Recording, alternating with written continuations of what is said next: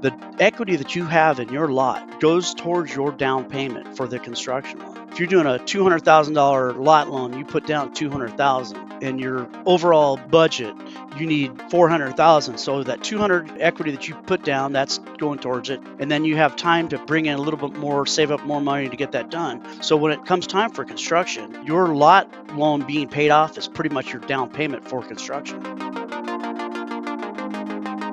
Well, welcome, Thad. Thank you very, very much. Thank you so much for inviting me on, Brad. Appreciate it. Yeah, I'm really excited. So Thad Flores, we go back quite a bit, actually. We've worked together, networked together, and he is a loan originator and specializes in residential construction loans with Arizona Financial Credit Union. And this is actually one of those episodes I've been looking forward to for a long time, Thad. And it's funny, I just actually had a client call me a week ago, and she was in an argument with her husband because they have an existing home. They're looking at building a new custom home, and he had the understanding that, hey, we got to pay for both at the same time. How can we afford this? And without realizing that there's a lot goes into, the reason why you bring in a specialist such as yourself, Thad. So maybe we start here. Walk us through what a construction loan is.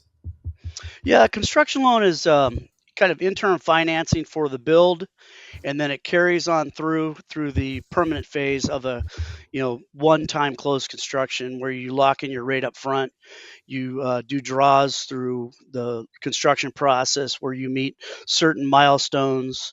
You'll draw from the loan proceeds, pay interest only on the amount that's drawn to date, and then when the house is done, you get your certificate of occupancy.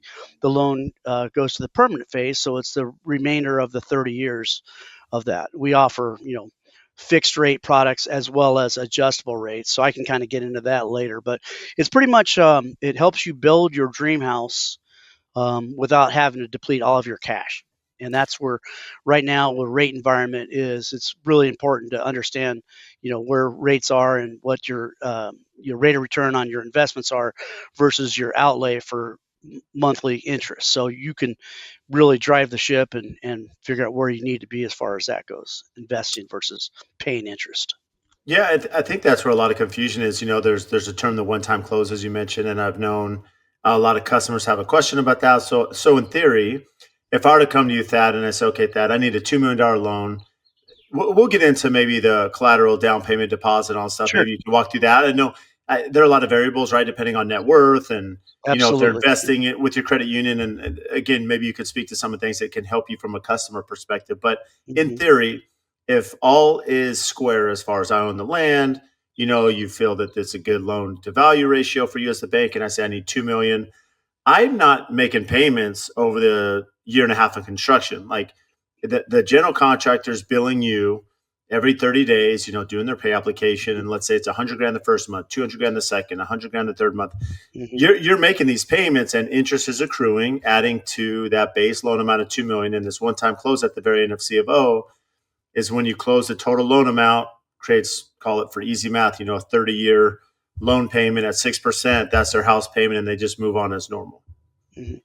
So where there is always confusion is during construction, the borrower is paying interest only, but it's not on the 2 million. It's on the 100,000 for the first month. Then the Correct. second month you're paying 200 interest on 200,000. It's simple interest, so it's not a large amount. You're not paying over the entire 2 million. So it does great. It goes exponentially higher and higher every month till the end once the certificate of occupancy, and then it reverts to principal and interest payments at that point.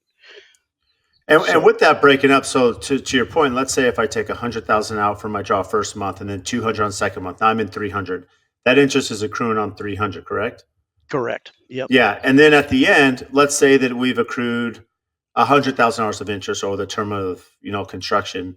Essentially, they'd be closing their loan at 2.1 million as opposed to the 2 million that they were No, coming in for. it's paid monthly. It's So paid they're monthly. so they're paying the They interest are out of pocket. they certainly are. Yeah. Okay.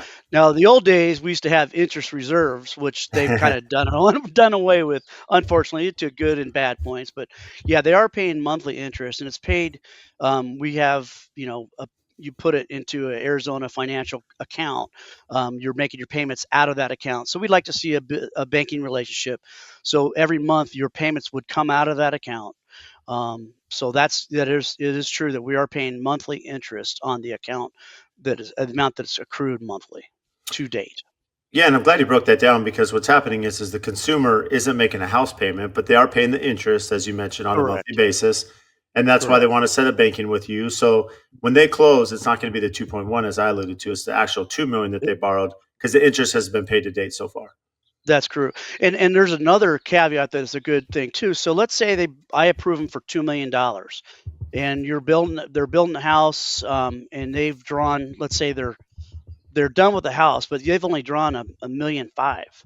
So at that point, they can say, I'm going to pull the 2 million. I'm going to have 500,000. I'm going to use to landscaping or pay off bills or what have you. They can draw that amount and keep that dollar amount, or they can say, I'm done drawing 1.5 million, and then at the end of we'll modify at 1.5 million, and then we can recast that mortgage payment so that their payments would reflect 1.5 million, not 2 million.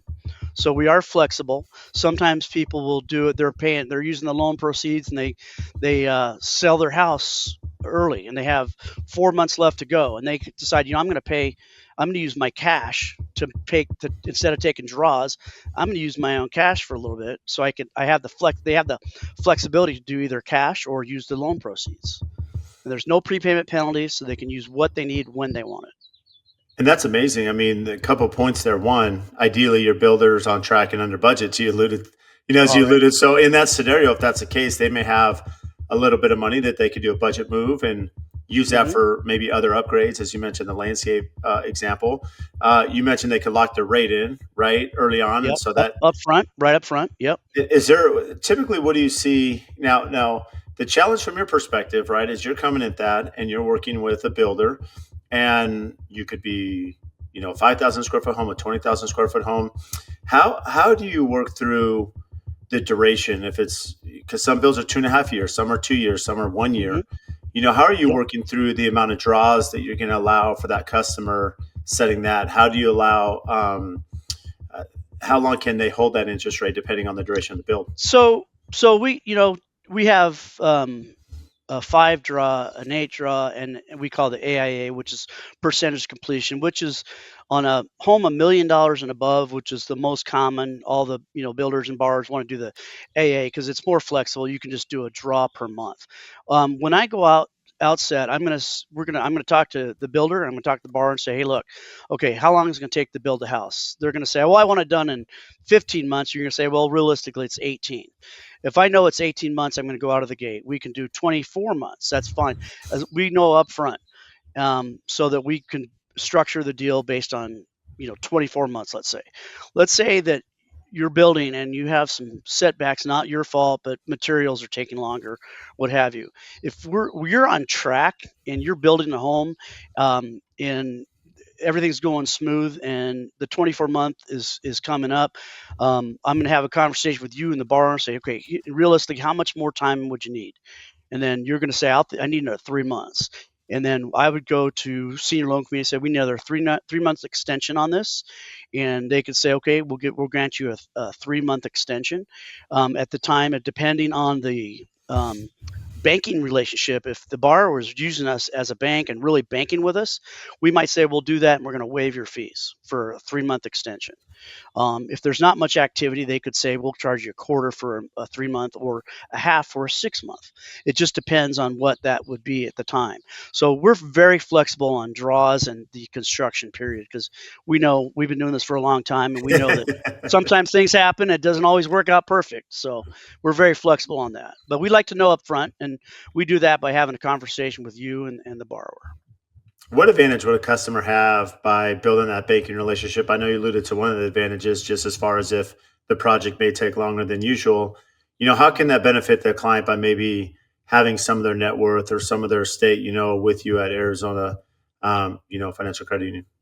Yeah, so right out of the gates, we do offer a rate discount. We have two tiers of a discount, which you open up an account for $25,000. You do at least 2,000 a month direct deposit from a paycheck or what have you into that account, and then we set up auto pay so the payments come out of that account. We're going to give you a quarter off the rate right out of the gate. So as soon as those three milestones have been met, before we close, we're going to redisclose with the new rate. So let's say you're at 6.375, and you do the tier one, which is a quarter off the rate. So we'll redisclose right before we close at 6.125. That is your rate. That is for the 30 years. However, if you're doing an adjustable rate, that rate could adjust after the period of 7 years, 5 years, 10 years.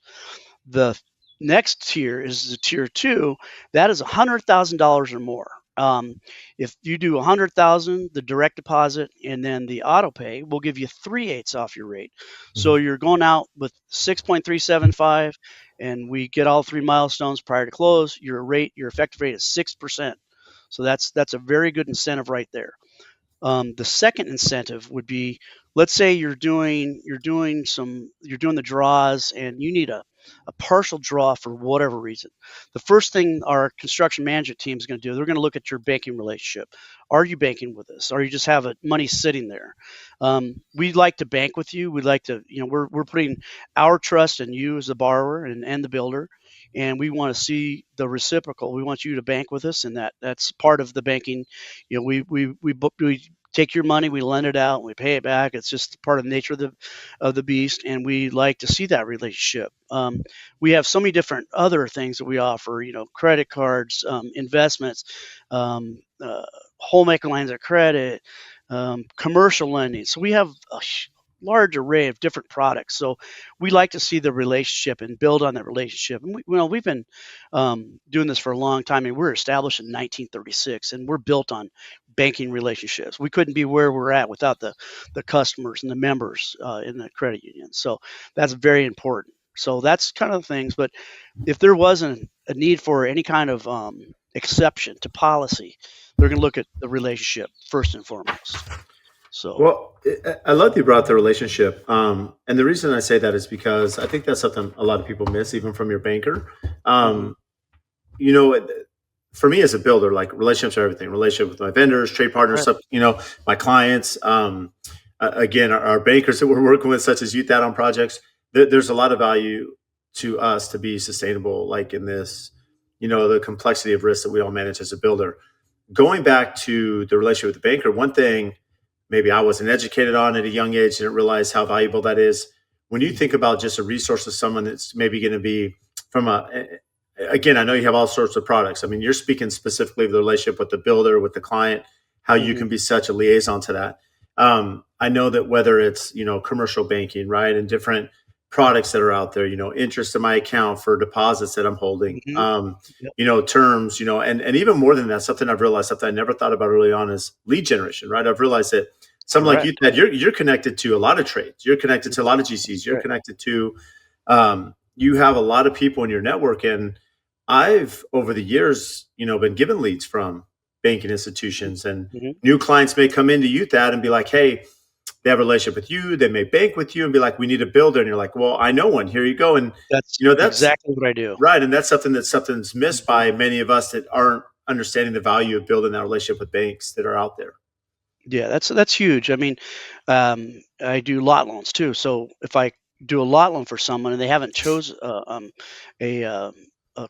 contractor yet, I'm going to send them to Brad. He's got a great reputation, builds a beautiful home. Here's Brad's number. Call Brad, and that it's same with trades. I'm looking for someone I talk to, and they're in the middle of their process, and they're kind of like, I'm really need a really good painter. Hey, I got this great painter. He's a customer of ours, whatever. And just goes back and forth. Contractors for air conditioning, all kinds of different, avenues, and realtors who sell lots. I have connections with them that really helps a lot because I can send them to you, and they'll give you leads as well. So it's a big network, and that's really important to in these times to get the really good team together, and that's what I consider my builders, my realtors. It's just a part of my team.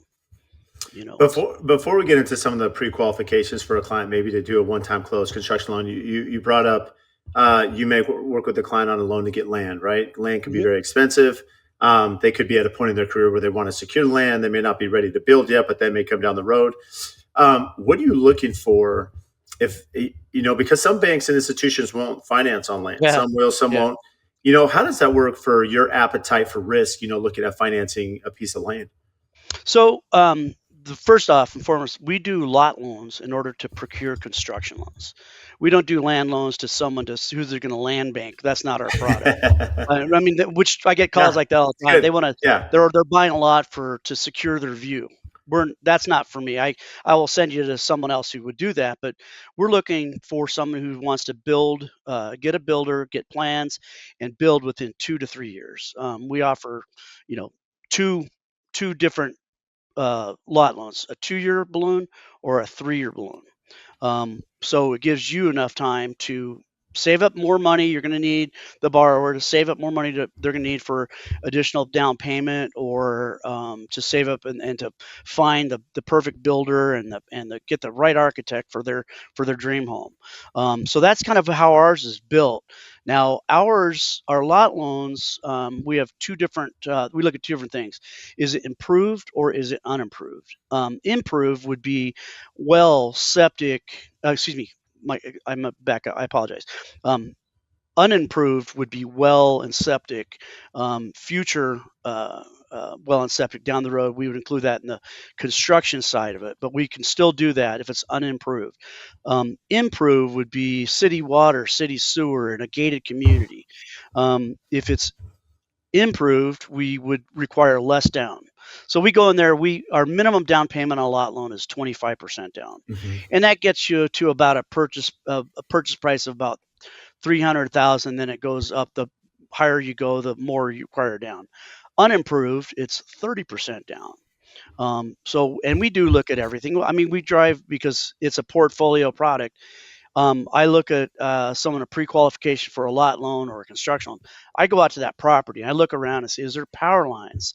Is Hmm. there a neighbor who's got cars and stuff built up? It looks junky. I'm going to look at that. I'm going to kind of decide whether I'm going to go in there to senior loan committee at 30% or I'm going to ask for a little bit more down.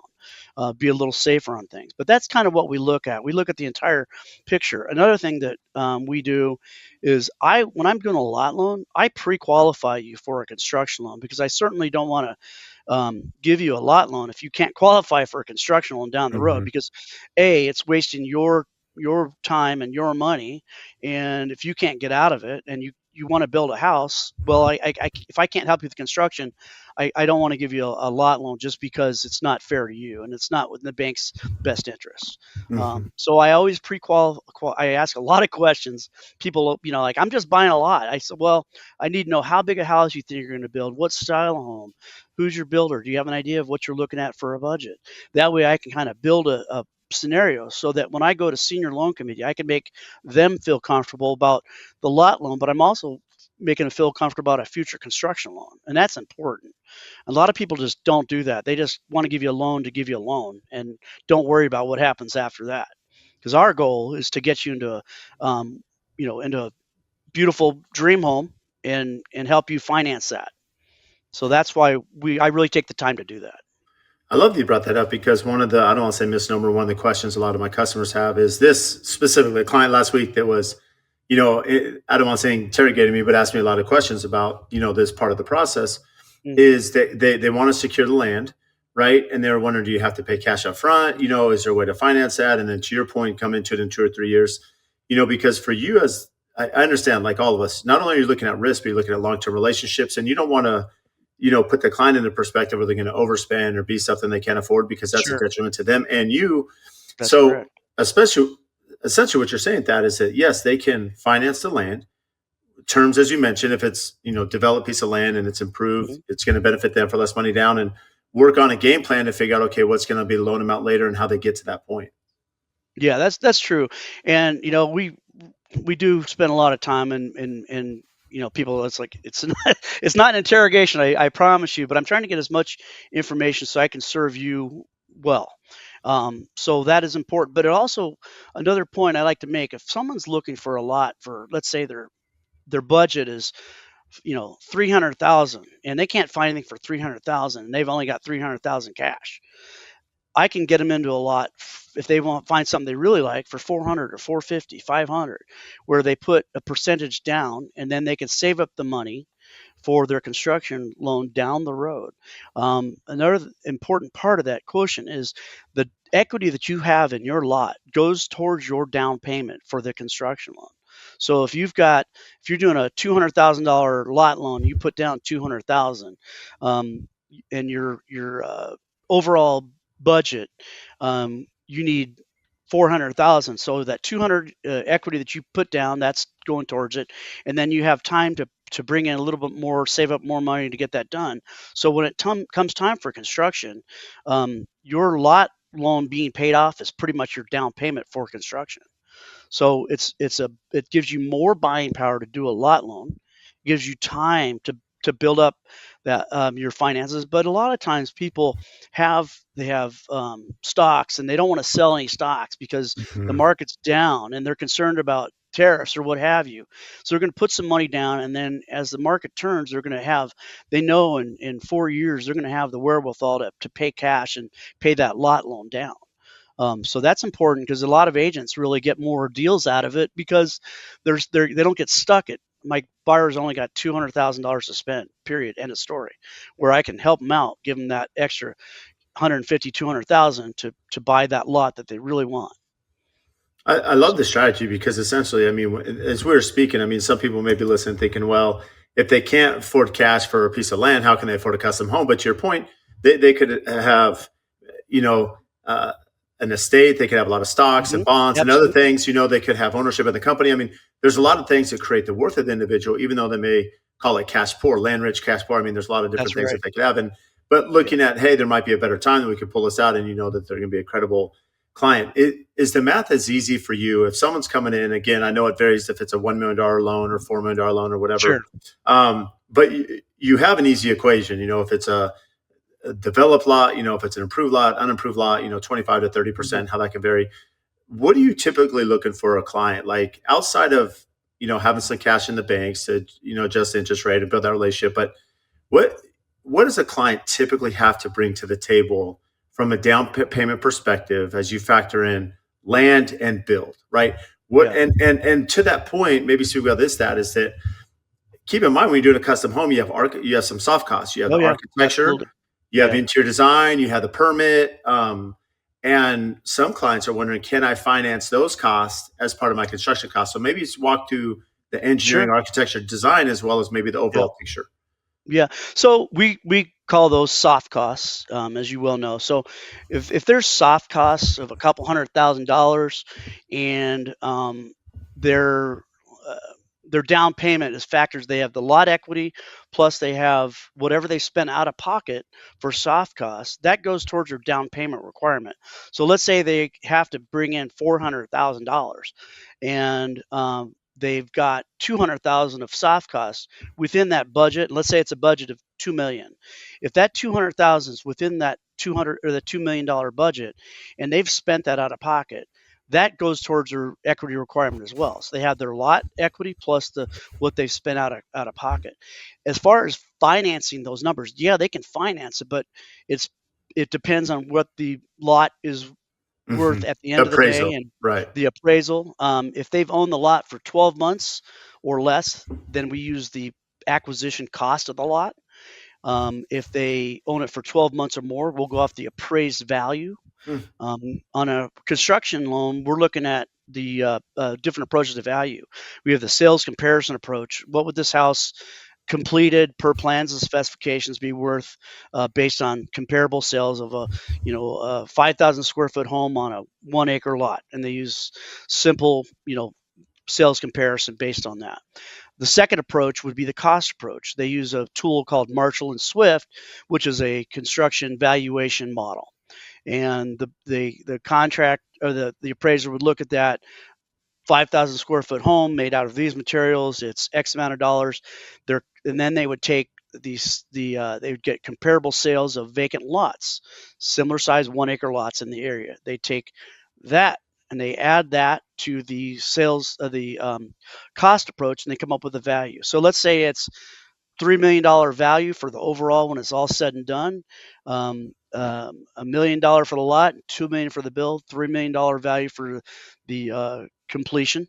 And then you're going to have those two are your key components, and then the lot one is the cost for the lot, or the value for the lot is key because that gives you your equity and what determines how much, if any, you have to bring to closing.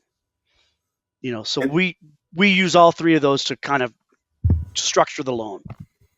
And I think that's an interesting point you made is that, yeah, under 12 months, they're going to look at the acquisition cost. What was the cost of land? If it's over that, you may appraise it if the market's gone up. Mm-hmm. I am fairly involved, in the beginning. Sure. I am aware where, the bank comes in, they're doing their appraisal. They sit down typically with our team. Hey, Brad, what kind of flooring are they putting in? What are the appliances? And so Mm-hmm. they do a very in-depth analysis as far Yeah. as what the selections are so they can create an accurate appraisal. That way the client and you can figure out the terms of what that loan looks like. Yeah, and what I loved about the deal that we did before together, Brad, you give a very detailed specification sheet that it's key for me to give that to the appraiser, so he knows what the all the upgrades are going to be, everything that's involved with that house, whether it's travertine versus ceramic tile. Mhm. There's a value associated with that. So the more detail we get on a specification sheet, which you do a wonderful job of, and that is key to the getting more value in your appraisal as well. And I get that all the time where the appraiser will call back and say, "Hey, I'm not really sure what are they doing for, the floorings of just an allowance." Well, we know it's an allowance, but it's important to say what are they looking at, what different types are they looking at, because it's not always cut and dry as up front where they know exactly what they're going to get right away. They might kind of have an idea of what they're going to get, and they kind of know kind of a ballpark dollar amount what they're going to look at for an allowance, but it's important to know what are they looking at, what are their choices. So that's very important too. So the specifications, I always ask for the plans, the Mhm. specifications, the grading and drainage report, the copy of the contract between you and Mhm. the borrower, and then that's a resume from the builder. But I only do that once with you. I already have yours. So, um, but that's the things we ask for the to give to the appraiser, so they have an idea of what value range they can associate that cost with. You bring up an interesting point that you brought up the contract. What role does the contract between the GC and the client? What role does that play with you as the bank? So we have, as you know, there's fixed price contract, there's a cost plus contract, there's a construction management contract, there's different things. So when I'm looking at a deal and it is let's say it's a construction management contract, and I know right out of the gate that the borrower, the homeowner, is required or is going to be responsible to kind of pay the subs out of their pocket, and then they're going to pay the manager a monthly stipend, excuse me, Mhm. and then as they go, cost plus contract, we have a range. So let's say the cost plus the build, you say it's going to be $2 million. So we know in a cost plus, it's a range cost plus 10, 15%, whatever you've agreed to with the borrower. But we know it's going to be around 2 million. Now, when they're building, sometimes, as they all do, they always go over budget. If they're there's change orders and everything else, they always go in there thinking I only want to spend 2 million. Well, they get into it and they're going to spend more. Well, that is their responsibility as a borrower to come up with the difference between the full budget and the actual cost. So that's important to know for them to go into it. And I always get into when I talk to a potential borrower, I kind of get into three different types so they know what to expect. On a cost plus budget and a managerial, it's very important that the borrower have about 10% of the costs in liquid availability after we close, so that if there are cost overruns or if they have to pay the subcontractors out of pocket, we know they have enough money so that we don't get to the second draw and they're tapped, they're out of money. So we have a very good process, and we look at deals. I look at every deals. I mean, I do a lot. It's mostly what I do is construction. So I can look at a budget and I can also tell you if I think it's a little bit high, a little bit low. I Mhm. might say, hey, the budget's in line. Why don't you add a 10% contingency line item in Mhm. case you need it? If there's any cost overruns, you can use that. So I might talk to them. I talk to the builder and say, that's, feel free to do that up to 10%, or you don't, it's not required, but some people like to do that. The third type of contract is a fixed price contract where you're going to build that house turnkey for $2 million. I'm not too concerned about the 10% cost overruns because I know you as a builder, I know your reputation that you're good for it if there's any overruns. It's in the contract what happens if there were.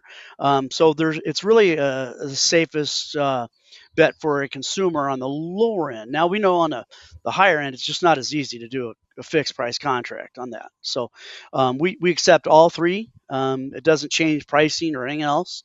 We just look at it a little bit closer, and we want to make sure that it's in the best interest. And we do review that contract to make sure everything's very clear and concise, so we know exactly what to do. So that's how we look at those. So when you're looking at a contract and you may think the contractor's a little light, or maybe just cost plus in general, as we saw with COVID, where Hmm. pricing did escalate pretty, very quickly. Two parts to this question, because one would be if the budget is creeping, right, and the Hmm. client's probably pretty locked financially, how difficult is it, for them or the contractor to move budget? So, for example, maybe they had 100,000 landscaping, and then be Hmm. like, "Hey, Thad, we're only going to do 25,000 for the front yard. We now need this 75,000 pay for lumber, right?" Hmm. So I'll come back to my second question. How are you working through budget moves throughout construction? Does that affect the appraisal? Does that affect your comfort level, from the credit union? Well, it depends if the items that were changed were material that were going to change the value. If it's like a framing line item, I'm not too concerned about changing the value. Yeah. If it's a finishing line item, that's more important. However, if you're doing, as you know, if you're building and you've got a 200,000 set aside for concrete. And I'm using numbers. You know the Yeah, yeah, number yeah. better than I do. So you might No, be going, but you're it's fine. crazy. But say 200,000 and you spend $180,000. So you've got 20,000 left over from that line item that you can always move over or use for the other line item that you're over 20,000. So then you're even. So that's just that part of it right there. There's flexibility. If you come to me and you're 2 months in the bill and say, hey, Thad, we've got some material changes. We would say, okay, we'll change the line item, but it's usually at a cost per line item. And I'm not going to tell you how much because that's between. It depends on the deal and the construction manager and my. We have the best guy, Brooke Busis, who does all that stuff, and he'll be able to say whether he can get some wiggle room. Okay, I can get by. I won't have to do too much work, so won't charge you on that. Or if you want to make 4 changes, X amount of dollars. So we're very flexible. And once again, it comes back to that relationship too. Do we have a relationship with the builder? Do we have a banking relationship with the borrower? Are they using us as a bank? That comes into play too, whether or not we're going to charge you for it. But we are very flexible. And that's one thing about being a portfolio lender. We have that. We can do a lot of things, and it makes if it makes sense to being safe with us as a bank, and it makes sense to you and the borrower, then we're going to make or do our best to take care of you for sure. But that And happens. It happened during COVID too, quite a bit. That was it crazy times. it did, and I've seen. I mean, of course, like many of us in career. I mean, I would imagine there's points where you you may not be willing to give more. So, for example, if it does exceed the budget, there would be circumstances where the client may have to bring more cash to the table, right? If they're Yep. adding changes, there's change orders, if there's additions, and they're locked in at 2 million, and the bills run up to 2.4. I mean, Yep. and they didn't take out a contingency with you to have some fluff Mhm. money. Really, Yeah. that's going to be coming out of owner's pocket each month. Yeah, and we look at that too. So let's say we like I said, that 10% of the cost in liquidity after we look at that, but we also look at non-liquid accounts. We look at that too. We kind of factor that in. During COVID, we had a couple where we had a budget at 4 million, and we ended up at 4.6, and we had to go back out and do a second lien home equity line of credit Mm. in order to let them finish the house. Because what good is it to us if we can't They to finish the default. house. Right. It's no absolutely does no one any good. So we went back, we looked at the borrower, his relationship, and we decided on a couple of those deals to go back and do a second. Now Wow. we don't want to do that in every single deal, but we also look at it. How much do they have liquidity after the fact? If they come say, "Oh, I'm out of money," but yet they've got a $2 million in stocks, where yeah, it sucks, but you've got to sell that some stock to come up with Mhm. some cash to finish your house because of your choices in cost overruns, or because materials went up, or what have you. Those things are kind of out of our control. We're willing to accommodate you as best as we can, but it's got to make sense. That's very important to everyone. So, but Well, we've done that's it. Heck, we've done it before, and we'll probably have to do it again. When it comes down to it, and we don't know what our economy is going to do, but it's part of life, and we just kind of deal with it as we go, for sure. hence the reason why you have a good advocate such as yourself that understands Mhm, the business and options that are out there, right? As you get into a bind or maybe mhm. an unforeseen, like we saw in Yeah. 2020 and 2021. I know something that you do offer, and speak to me the flexibility, because I'm sure there's a lot of people are listening. Okay, they're all, hypothetically, we're banking with you, Thad. We put 100 grand in. We're working through all this, and we're getting our 6% interest rate. Awesome. Hmm. How does that vary? Maybe they did a 5/1 arm. Maybe they did a 7/1 arm. Maybe they have a fixed rate. What options are there, or are there options when it comes to CFO and it's time for that final Hmm. draw and final Hmm. close?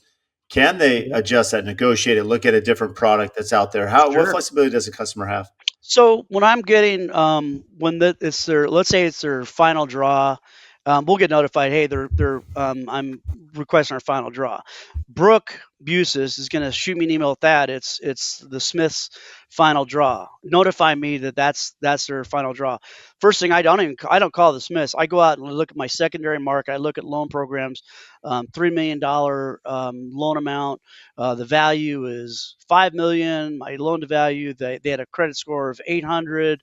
I go out and see what is a 30-year fixed rate at. What is a 10-1 arm? I look at what is a 15-year fix, because in my conversations and my relationship with them, I know that they're going to sell their house too. So they're going to pour in another $500,000. So I would look at my options, my rate options, my loan product options. I call them up and say, okay, here's your any balance is X. Your final loan amount is 3 million, what have you. I've looked at the secondary market. A 30-year fixed rate today is 6.875%. I can pay for most of your closing costs, other than your appraisal. But I can cover your title, everything else other than that. And I do the math before, obviously. I say that, but it's not a. It's we call it a no cost, where I'm not telling them I'm paying their closing costs and I'm putting their closing costs on the end of the loan.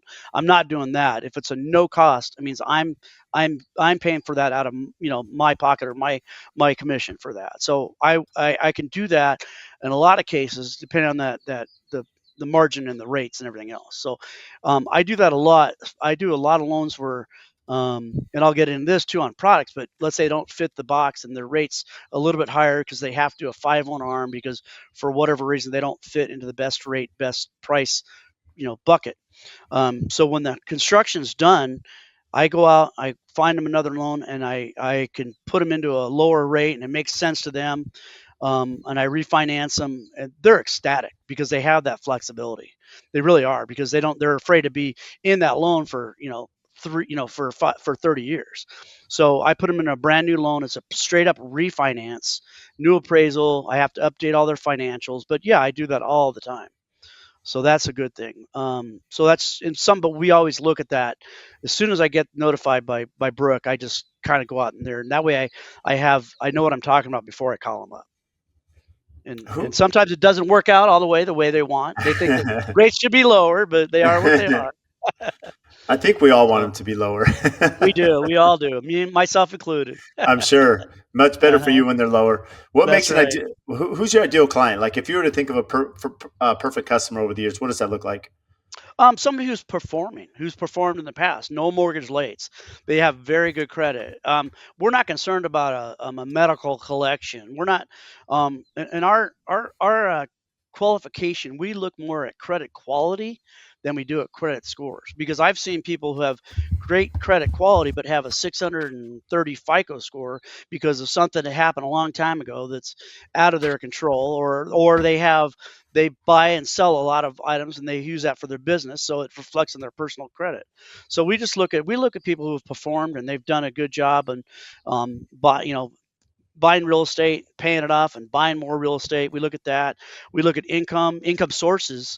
It's funny, but when I present a loan to senior loan committee, I'll get my the chief credit officer ask me about, what exactly do they do, and I part of my spiel when I talk about he's in finance or what have you. They kind of look at it and say, okay, what does he do in finance? Because the guy is pretty smart because he'll tell me about what his chances are of having a job in 5 years based on what's going on in the economy. Sometimes too smart, and I'm not quite prepared. But they do look at that. We look at kind of everything, but we know what a good customer is going to be based on the information they provided, and reputational too. We've called different people who know the guy. He's a very, well known person in real estate. We call, how'd you like working with this guy? Is he a good guy? Is he, if we know him and he's, we have a real good feeling about him. I'm talking about a high end custom home. We ask a lot of questions, but we do a lot of checking. We want to make sure we're safe, and not everybody's could be you know, fully honest up front too. So we look at a lot of things, but we just look for people who have a real good track history of paying their bills, and they've got good income and great assets, and just look good people. And we want a long term relationship. It doesn't end at the construction period. It ends when they turn over their accounts to their kids. Mhm. That's what we want. We want families to bank with us, their families to bank with us. That's what we're looking for, long term relationships. Yeah, and Really important. that's definitely one of the values of working with a credit union, right? It's Absolutely. local. You have relationships. A lot of Hmm. it's the family, the kids. I mean, Right. it's much more than maybe a commercial bank that doesn't have that same Sure. intimate relationship with a lot of Right. turnover. Yeah. What can builders do to make that process easier? Like, how important is the builder play a role with that relationship you have with that ideal client? So we don't require it, but we like to see the builder bank with us too. We like to see them, open an account. We like to see them put our trust in their trust in us too. I mean, I've got customers who are builders that have, a lot of money with us, but when it comes time to making decisions, like I've made decisions, not me personally, but we've made decisions that based on the relationship of the builder, how much they have on deposit, how much they bank with us. They have most everything they have with us. And when it comes to making a big decision, um, and they're banking with us, it goes a long way. Because if I'm doing a loan for a builder who I don't know, he's not banking with us, and it's a big decision. And I'll give you a quick for instance, but let's say that the lot value on the contract was, and they're buying the lot with the build, and let's say the purchase price of the lot was 300,000, and the appraisal comes in at $250,000. Um, and that builder is banking with us. Well, I'm going to go to senior loan committee. Said I'm going to say let's make a business decision based on his relationship, his track record, the builder's you know banking relationship, and let's fund that $300,000, not 250, and making the borrower come in with an extra $250,000. That goes a long way with us. It does. It really does. So we like to see that. I'm not requiring everything else, but it makes my job a lot easier when I can go to a senior loan committee for something that's a big exception that you're banking with us. And plus, when you're doing the draws on each draw request, and I'll get into that, but it's two documents. One is a draw request form filled out and completed by the borrower. The other is the builder affidavit filled out by you. And the draw request has got the checkbox, what account number. If you decide you want to do it to a joint account with you and the borrower and you and the builder, great. That'd be great. You don't have to. They can put it in their account, or they can uh, put it in your account. It doesn't matter. But when it's a joint account, it really makes it easy because we can put it in that account and you can both write checks off it, what have you. No, if you're using that from that account, there's no wire fees or things like that. So it's important. We like to see that a lot, and communication goes a lot easier too. Oh, for sure. And I know from a builder perspective, a lot of them, and maybe I'll tee this up, and maybe there's some stuff here you probably don't want to give away too much, but from a builder perspective, some banks over the years will say, okay, Brad, you get 8 draws. And I know this is going to be a 20-month build. I'm like, well, that's not going to Mhm. work, right? I mean, No. I can't bill every Mm, 2 or 3 months. I mean, I'm never going to sure, get this project done and people paid and so forth. So, how negotiable are those terms on the front? I know once a deal signed, a lot of banks are like, well, you signed yeah. it, we're not going back. So, No, how negotiable is that, on the standard terms the bank wants in fairness for their best interest, sure. with the builder? Sure. So we look at it like this: if I'm doing my job right, I'm going to ask you up front, what do you need? What do you as a builder? What is I going to like make that. your job easier? As a borrower, what do you think in agreement? Listen to your builder. He's been doing this for a long time. He's done a ton of this. Let's work within your guidelines and see what that looks like. If it's a draw or month, that's fine. If it's 2 draws per month, that's fine. Each draw costs Money, time, $150. inspections. Yeah. Exactly, paperwork. So it costs more, but I go out of the gate on a 15-month build or an 18-month build. I just do a draw per month. I'll do 17 draws, and um, if you don't want 17 draws, tell me up front. We'll make it. If you want to split that up, that's fine too. But let's say that you've decided to do one draw per month on an 18-month build, and we go out there doing that, and you decide, hey, that's you know, or let's say you do 12 draws in an 18-month build. I need a couple extra draws. We'll do that.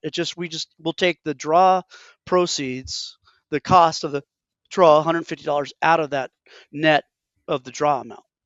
So we don't have to do any additional approval or anything else. You're gonna tell Brooke, hey Brooke, I need to add a couple of draws. So I'm gonna need a draw mid-month or in next month, beginning of the month. Then he'll just net it out. He'll take $150 out of the total net draw. So it's not a big deal. We don't mind doing things, but I try and do that up front if I can. But we always know that in the construction lending is nothing's ever perfect. Speaking from experience, never works out the way you think it's gonna be. It's true, but the reality is, I mean, I'm glad you brought this up. I mean, legitimately, there are costs, right? It's like every Sure, draw, the that's amount of right. paperwork for me as a Yep. builder as well to put Yeah, together my AR. It's a lot of work, right? A lot of work for you yeah, to that's inspect right. it and make sure that those funds are going where they need to go. Uh, Yeah. One thing a lot of builders, especially cost plus, right? You're typically in arrears, and so they're asking for Mhm. deposit. They're billing monthly. Yeah, Some banks would be like, okay, Brad, well, if I'm giving you a deposit, what line are you applying this to, right? Well, the one issue with correct. that, Yeah. just from I don't want to say selfishly, but from a builder perspective, it's like, okay, Thad, well, if I'm taking say a 5% deposit on the contract and I'm applying it to Mhm, landscaping or mhm. backloading it to paint or whatever, well, when it comes time to build those lines, Yeah, they're not yeah, there. understood. How do you work that out with the builder that says, hey, I need a 5% deposit that we will credit back Yeah, prorated per draw, or maybe on the last 3 draws, right? How do you work around that with the builder to, again, protect yourself, the client's investment, sure, but still kind sure, of sure. work through that? Yeah, so, when I'm in my interview with you, before I'm one of the documents that, is signed by both the borrower and the builder prior to closing is a construction loan worksheet. In that construction loan worksheet, we're gonna have the costs associated, everything in there, the draw schedule, AAA, 12 draws, 15-month construction period. And then I'm gonna ask, would you like a builder deposit at close of escrow? Hmm. Yes, that's the case. Now, I will tell you it's easier to get that approved if you're banking with us.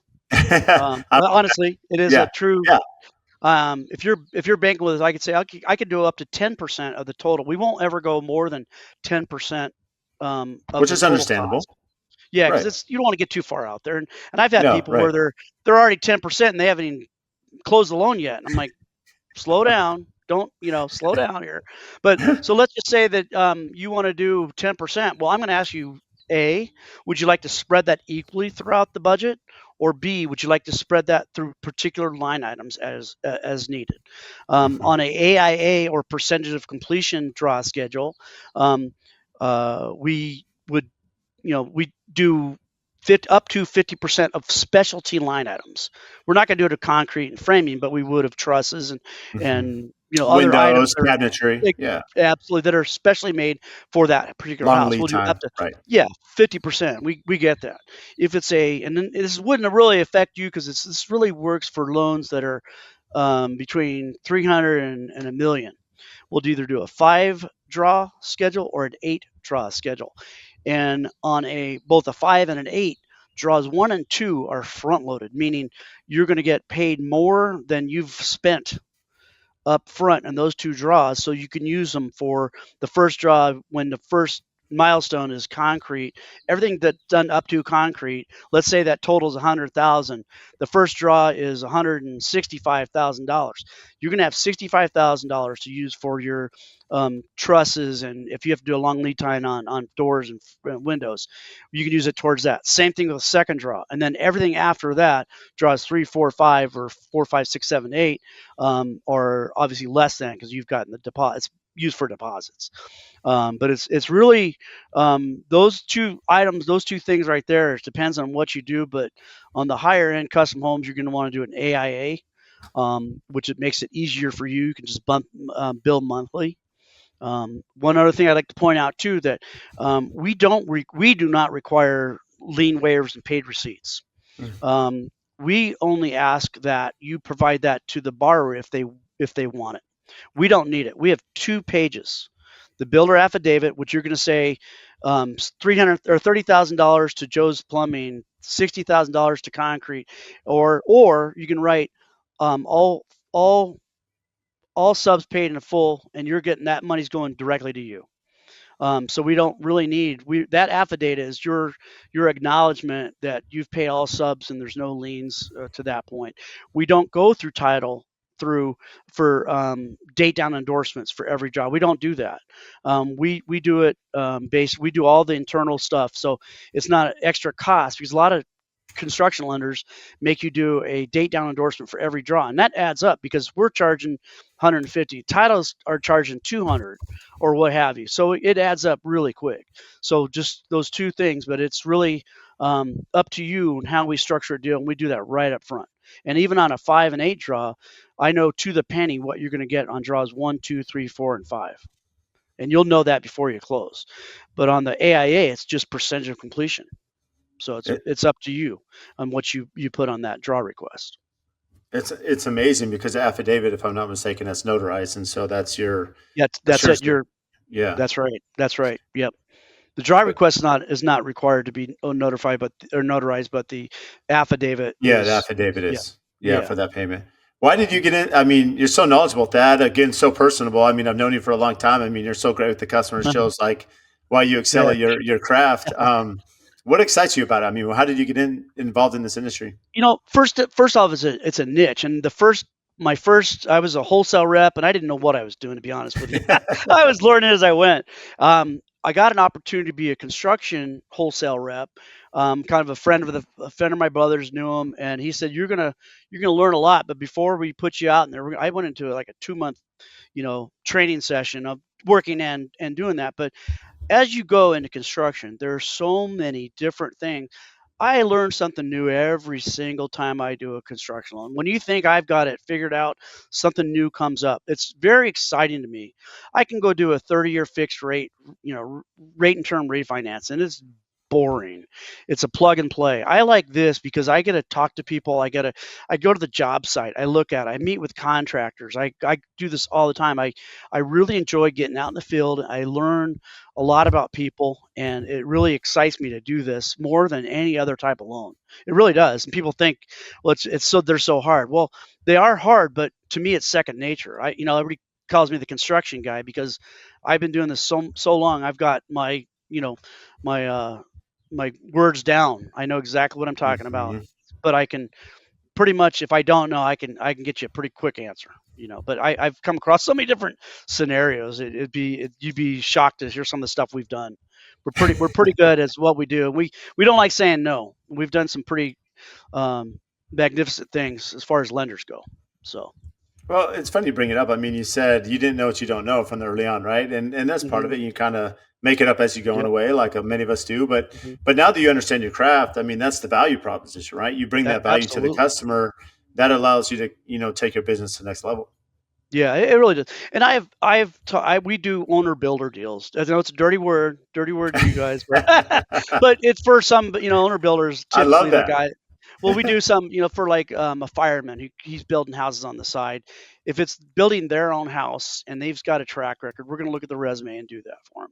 Now, that isn't always the best case scenario for a lot of people, but certain times I've talked people out of building their own house.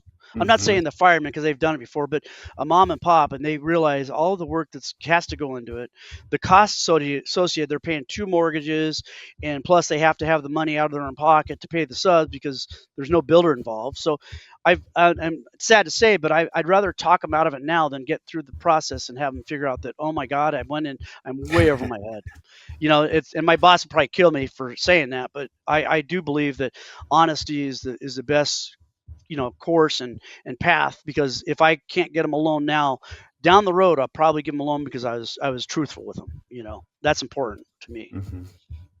But yeah, it is. There's a lot of moving parts in construction. Where on a regular loan, it's credit and that underwriting does a lot of that stuff. But I do most of the stuff up front.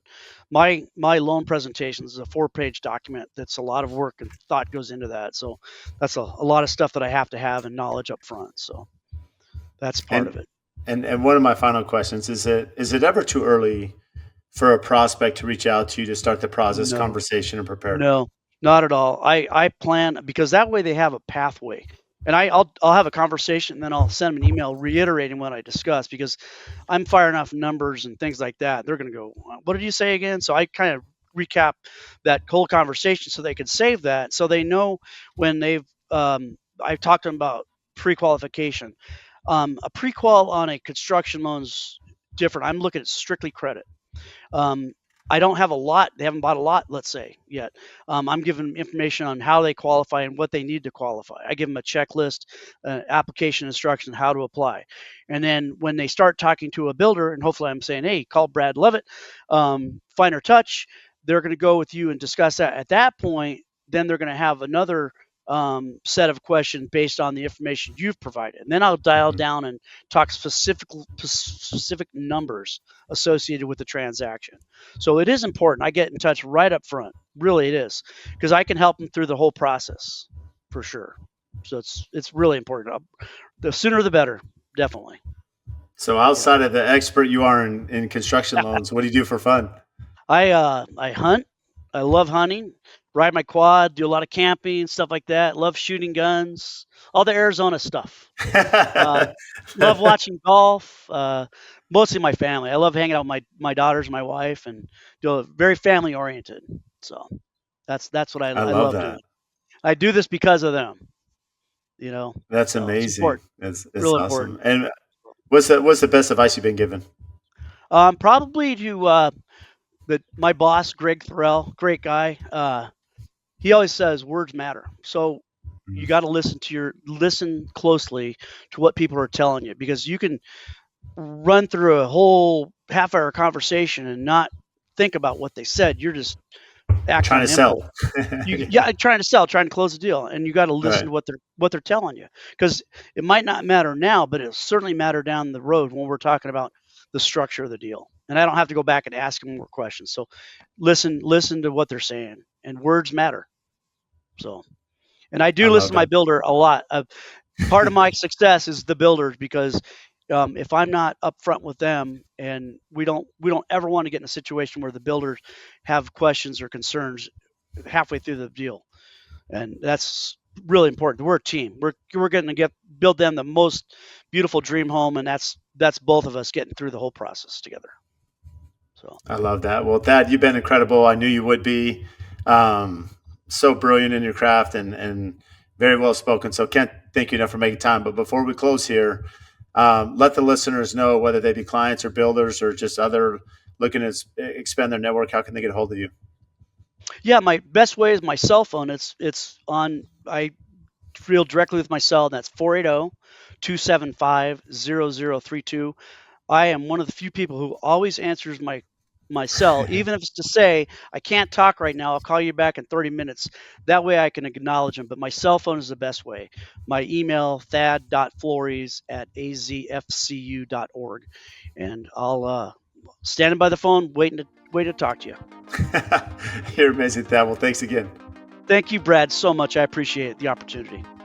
If you get value from the show, please support us by giving a 5-star rating and review on whatever platform you listen to. And I also have a favor to ask. We've had some incredible guests that come on and share their wisdom, their knowledge about their business. So if you have friends or family members that could benefit from those episodes, please share it with them, as well as any other business owners that you're networking with that could get value from the podcast or certain episodes. Please share those as well. Again, subscribe, make sure you're following. Any questions that you have, topics. We've had listeners reach out about certain guests that we should have on the show. Again, brad.l@aftconstruction.com. Email me for topics to address, guests that we should have on, and even if you think you'd be a great guest for the show. So again, thank you for all your support, and we'll see you next time.